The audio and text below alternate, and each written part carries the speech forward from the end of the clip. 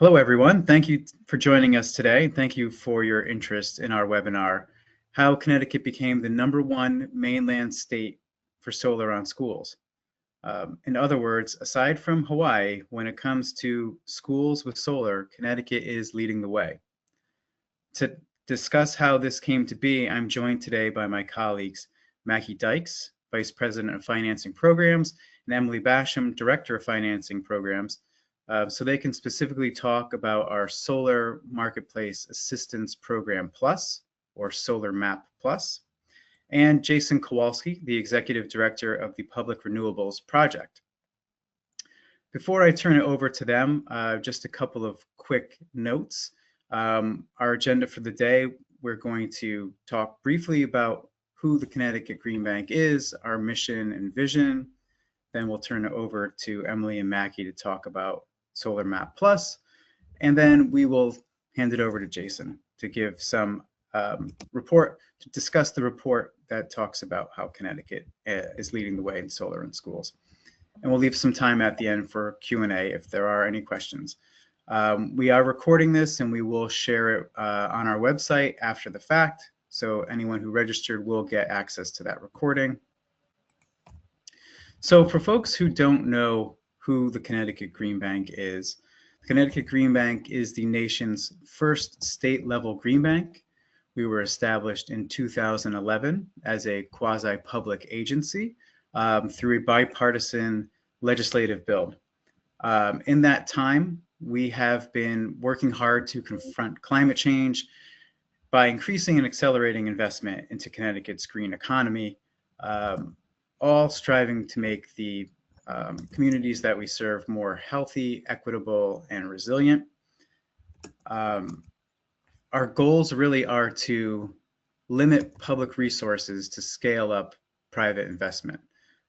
Since 2011, the Green Bank has been able to mobilize more than $3 billion into Connecticut's green economy at a ratio of roughly $6 of private investment for every $1 of public investment that we get.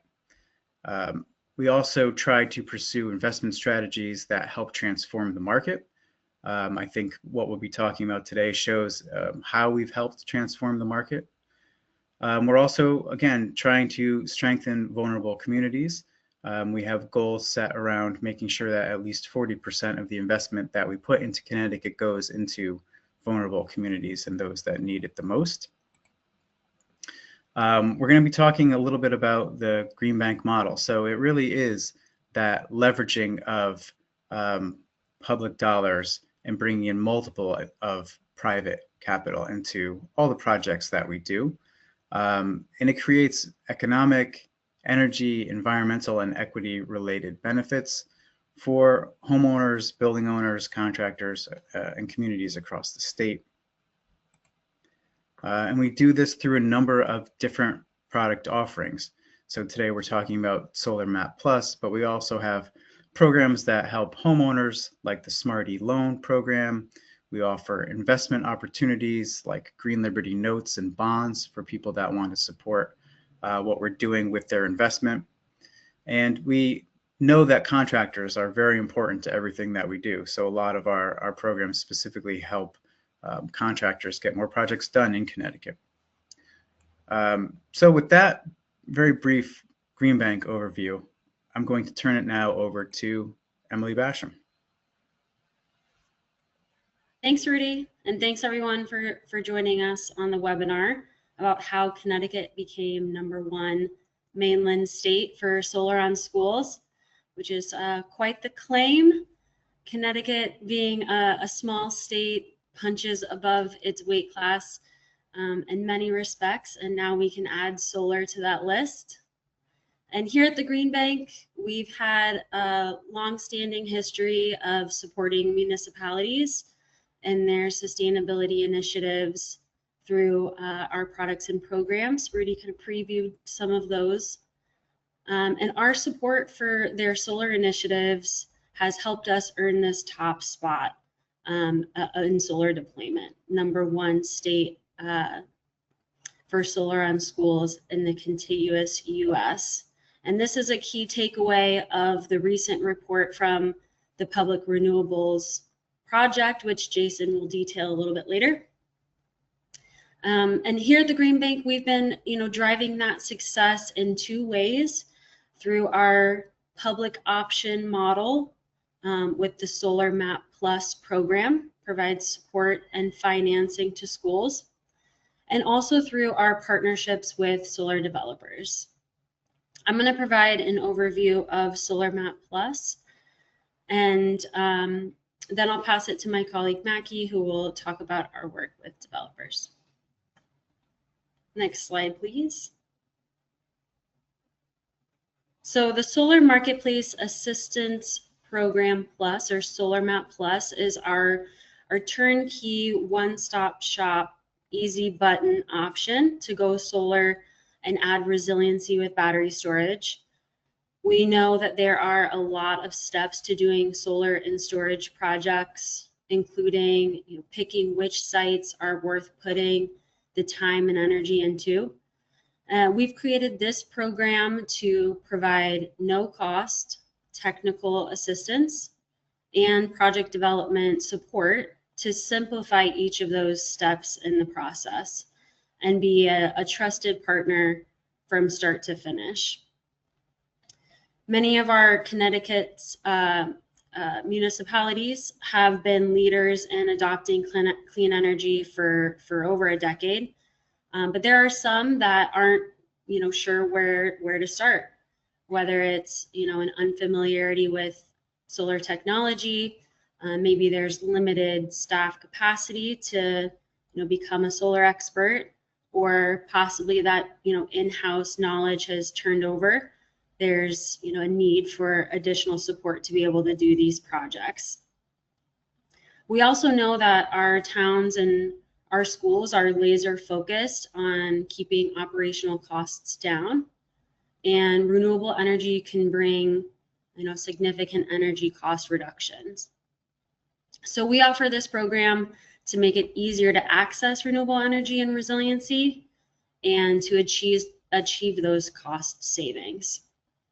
So through Solar Map, we are helping to identify the worthwhile project sites. We offer our flexible financing either through a direct ownership or third-party ownership structure. And we also coordinate all the pieces that make the projects come together: the incentives, the interconnection with utility, and the contractors that build them. Solar Map Plus is not just available to municipalities and schools, of course, but also to state agencies and affordable multifamily housing providers. So we have seen that this model works well for municipalities and schools. And when Connecticut expanded our policies and incentive programs to be more beneficial for affordable multifamily, we also expanded the Solar Map program to serve affordable multifamily housing providers. So now we can work with these providers to provide comprehensive support and also unlock the energy savings for tenants. We want to make sure that the benefits of clean energy aren't just going to the property owners, but also to the renters who can receive bill credits. Next slide, please. So a bit about how the program works. We start with site analysis. We've got two phases of feasibility. We start with a high-level remote review of a school district's properties to identify where the good candidates are for projects and help start the conversation with stakeholders, whether it's a board of selectmen or a board of education.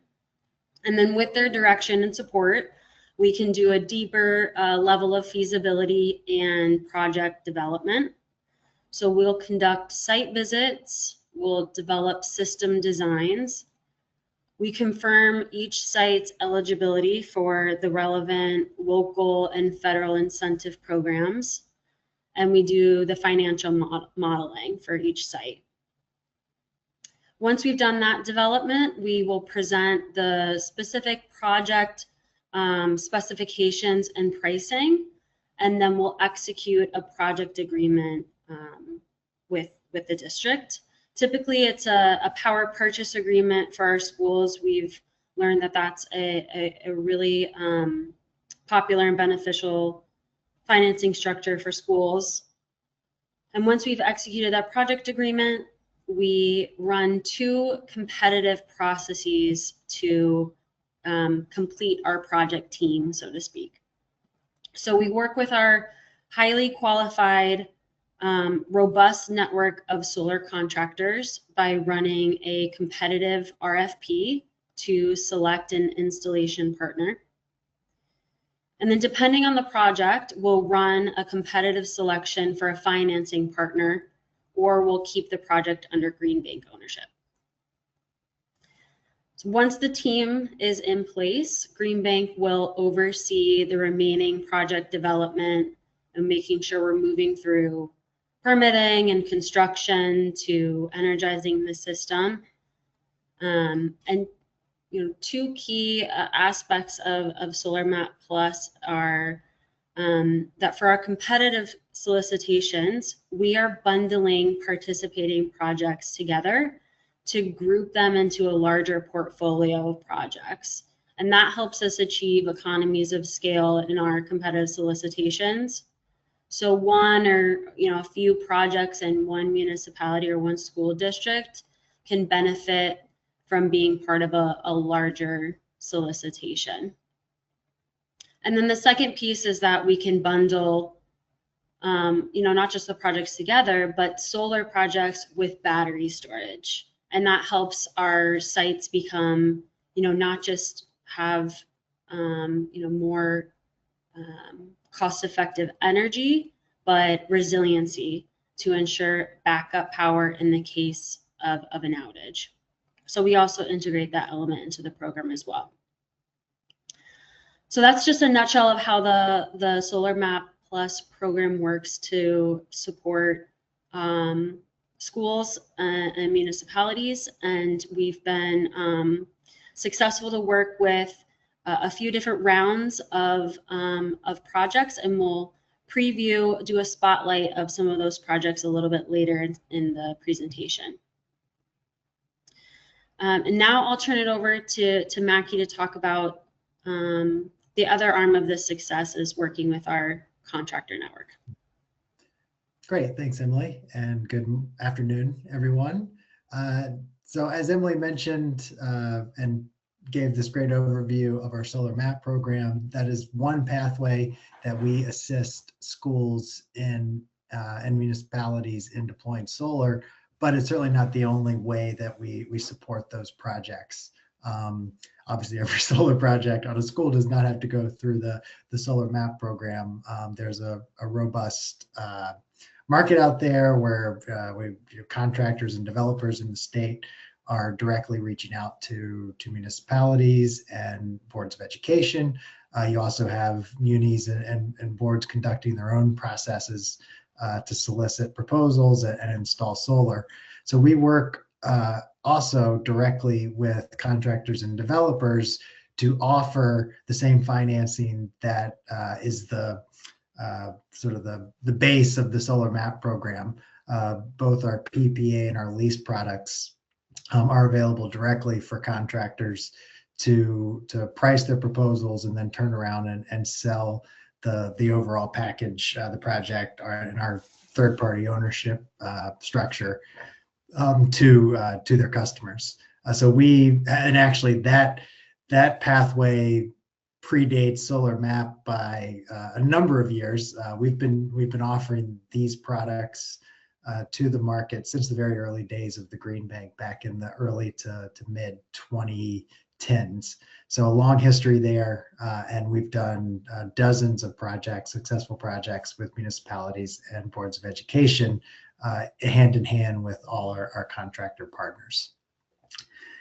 And I'm now pleased to hand it over to Jason to talk through his report, which highlights the success we've had through both these pathways deploying solar. Great, thank you, Mackie. Greetings, I'm Jason Kowalski, Executive Director of the Public Renewables Project based in Washington, D.C. Public Renewables Project is a national climate organization calling for publicly financed, publicly developed renewable energy. Our mission is to stand up public renewable energy developers in all 50 states, and not many states have this capacity. When we look around and we see what state models are worth emulating, the Connecticut Green Bank is at the very top of the list. Below you see a map of the publicly developed K-12 solar projects throughout the state. Our estimation is that these projects would not have happened without efforts of the Connecticut Green Bank. The Connecticut Green Bank's interventions, as Emily and Mackie noted, target projects that fall into a gap that otherwise would not have been built, and their efforts allow those projects to be completed. Next slide.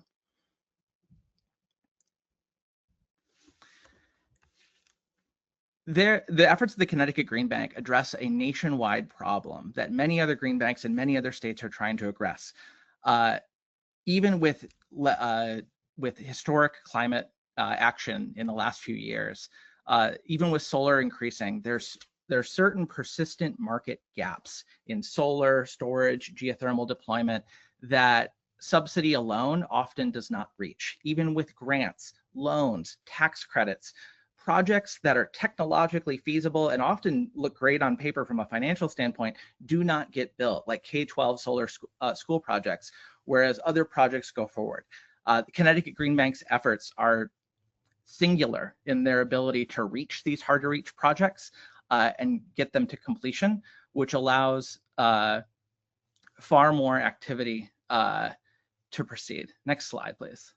I mentioned that I worked with a solar schools organization called Generation 180 and another climate organization called the Climate Reality Project to write a detailed case study about the successful what we called a public option program for K-12 schools, Solar Map Plus. We found that in a detailed review of all the projects completed by the Connecticut Green Bank, they made up 27% of Connecticut's total K-12 solar capacity from 2015 to the present. We also found that in recent years, 50 to 75% of those projects were built in low-income and disadvantaged communities. That was not an accident. That's not where the market would typically take those projects. That was a result of careful targeting on behalf of Connecticut Green Bank staff based on their social mission and their mandate in the state. Next slide, please. I mentioned before that this made up 27% of the total projects. The green sliver here are the projects that, in our estimation, would not have gone forward if not for the efforts of the Connecticut Green Bank. Underneath is what would have happened without their efforts. The green sliver is what made Connecticut #1 above other states in the contiguous US.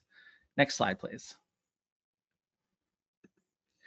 Now, part of the magic of Solar Map Plus, and one of the reasons so many other states are very interested in emulating Connecticut's success is the financial flows that can be accomplished with this model. A lot of states are in an affordability crisis. A lot of states are thinking of how can we save our schools money, our towns money. The Connecticut Green Bank playbook is a great way to model for this. And a lot of other states are looking to emulate it now because you're able to save schools and towns so much money.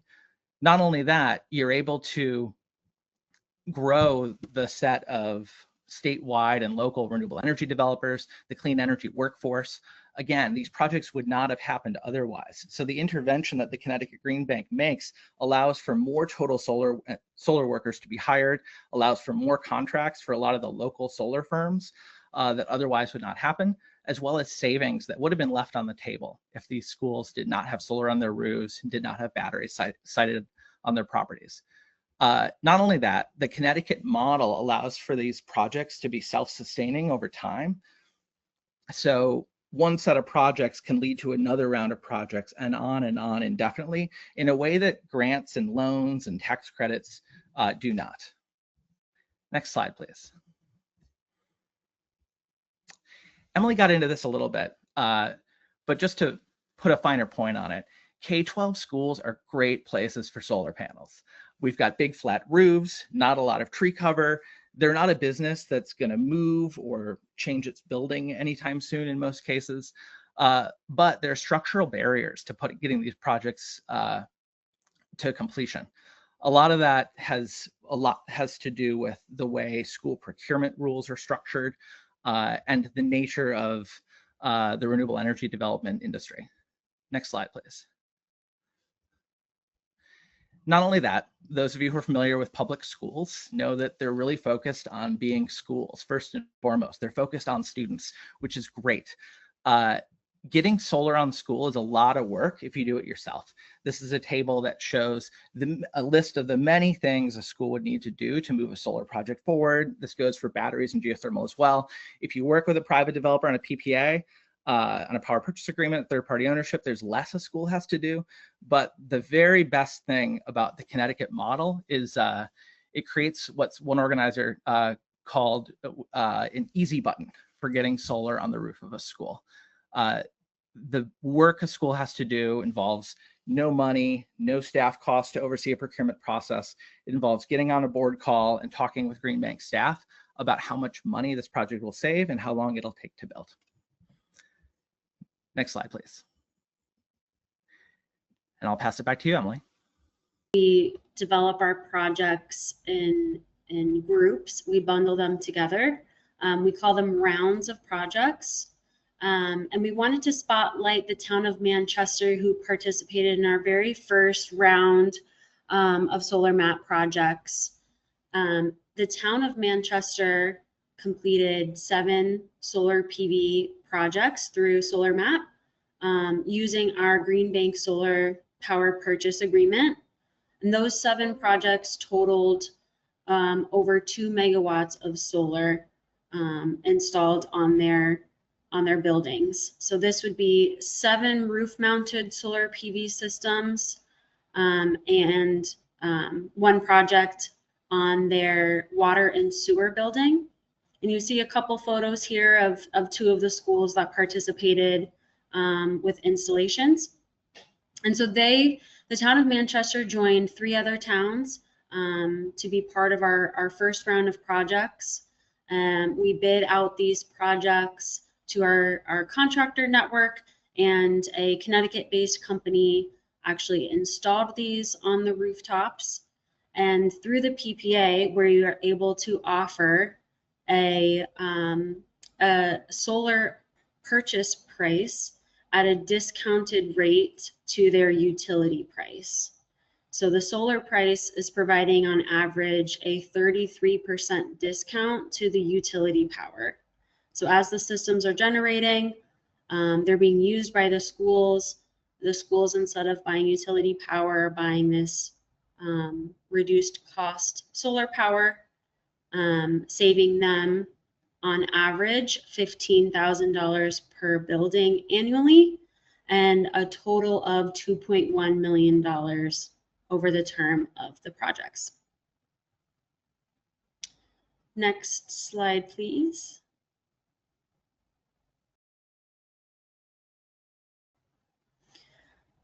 We also wanted to spotlight the town of Portland. They're another town that participated in round 1 of our solar map program.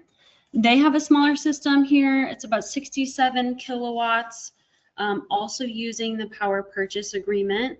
So through that discounted solar price, they received a 59% discount for their solar power versus their utility power.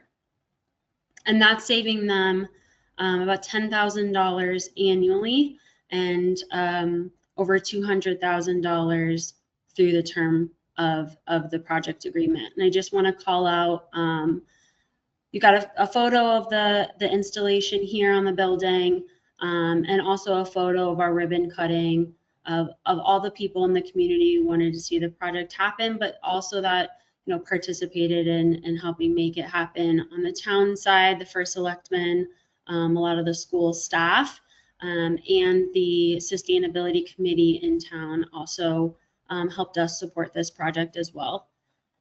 This is a case with both Manchester and in Portland participating in Solar Map, where they're able to, take advantage of our really qualified contractors that are here in the state to build the systems, and also use some additional support through the process, working in Solar Map to find the project and walk through the steps to bring all the pieces together to get it installed and get it turned on. And I'll just make one more mention. These schools selecting the power purchase agreement means that they are only obligated to purchase the electricity. They're not actually owning the system or owning the equipment. And so they don't also have the headache of maintaining the system, the ownership and the operations and maintenance responsibilities are third party. And so they really can just take advantage of the reduced cost electricity, the sustainability aspect as well, and not have the headaches of operating the equipment that's on their roof for the full 20 years. So with that, that's our two spotlight case studies that we wanted to share as examples of two towns that have participated in Solar Map. Of course, we'd be happy to share about other participants of the program or ways that the program helps serve our schools in Connecticut. We've got our slide up here